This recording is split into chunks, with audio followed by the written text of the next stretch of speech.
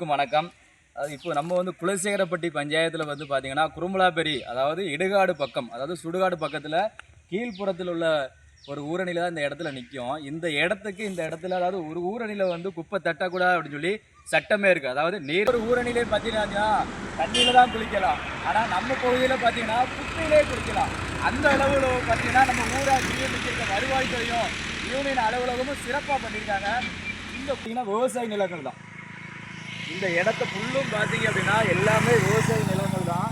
அதுக்கடுத்து பார்த்தீங்கன்னா இந்த பகுதியில் தான் அதாவது குருமலாப்பேரிக்கு பாதிக்கப்பட்ட கிணறு பகுதி இருக்குது. இந்த பகுதியில் பார்த்தீங்கன்னா நீர் ஆதாரங்கள் இருக்குது. இந்த பகுதிக்கு தான் இந்த கிணத்துல இருந்தது பார்த்தீங்கன்னா இங்கே வைக்கப்படுது. குடிநீர் ஆதாரத்துக்கு எவ்வளோ பாதிக்கப்படுகிறது, மண் வளங்கள் எவ்வளோ பாதிக்கப்படுகிறது, இங்கே இருக்க அதிகாரிகள் என்ன பண்ணிக்கிட்டு இருக்காங்க அப்படின்னு சொல்லி பார்த்தீங்கன்னா பெரிய கேள்விக்குறியாக தான் இருக்குது. எல்லாமே ஒரு அலட்சிய போக்கில் தான் இவங்க செயல்பட்டு இருக்காங்க.